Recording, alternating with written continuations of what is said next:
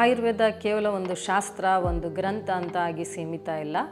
ಆಯುರ್ವೇದನ ಬಹಳ ಬಹಳ ಹಿಂದಿನಿಂದಲೂ ಅದು ಪ್ರಚಲಿತವಾಗಿದೆ, ವಿದ್ಯಮಾನದಲ್ಲಿದೆ ಅನ್ನೋದಕ್ಕೆ ನಮ್ಮ ಆಯುರ್ವೇದ ಗ್ರಂಥಗಳೇ ಸಾಕಷ್ಟು ಸಾಕ್ಷ್ಯ ಆಧಾರಗಳನ್ನ ಕೊಡ್ತವೆ. ಈ ಆಯುರ್ವೇದನ ಕೇವಲ ಒಂದು ವೇದದ ಒಂದು ಭಾಗ ಅಂತ ಹೇಳಿಲ್ಲ. ಪ್ರತಿಯೊಂದು ವೇದದಲ್ಲೂ ಎಲ್ಲಿ ಆರೋಗ್ಯವನ್ನು, ಎಲ್ಲಿ ಜೀವನವನ್ನು ಚೆನ್ನಾಗಿ ಕಾಪಾಡಿಕೊಳ್ಬೇಕು ಅಂತ ಹೇಳಲ್ಪಟ್ಟಿದೆಯೋ ಅದೆಲ್ಲದೂ ಕೂಡ ಆಯುರ್ವೇದನೇ. ಋಗ್ವೇದದಲ್ಲಿ ಅನೇಕ ಶಸ್ತ್ರಕ್ರಿಯೆಗಳು ಬಂದಿದೆ. ಒಬ್ಬ ರಾಣಿ ಯುದ್ಧದಲ್ಲಿ ತನ್ನ ಕಾಲನ್ನು ಕಳೆದುಕೊಂಡಾಗ ಅವಳಿಗೆ ಲೋಹದ ಕಾಲನ್ನು ತೊಡಸೋದನ್ನು ಹೇಳ್ತಾರೆ.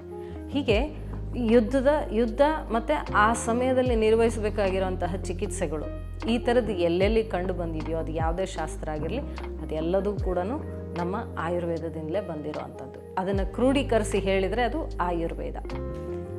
ಆದರೆ ಅಥರ್ವವೇದದ ಉಪವೇದ ಅಂತ ಯಾಕೆ ಕರೆದಿದ್ದಾರೆ ಅಂದರೆ, ಅಥರ್ವವೇದ ಅಥವಾ ಅಥರ್ವಣ ವೇದ ಅಂತಕ್ಕಂಥದ್ದು ಹೆಚ್ಚಾಗಿ ಒಂದು ಪರಿಹಾರಗಳನ್ನು ಹೇಳಿರುವಂತಹ ಒಂದು ಗ್ರಂಥ, ಅದು ಒಂದು ವೇದ.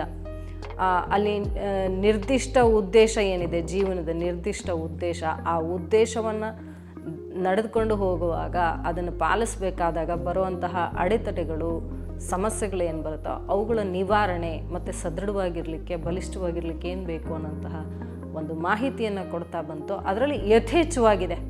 ಹಾಗಾಗಿ ಆಯುರ್ವೇದವನ್ನು ಅಥರ್ವಣ ವೇದದ ಉಪವೇದ ಅಂತ ಕರೀತಾರೆ.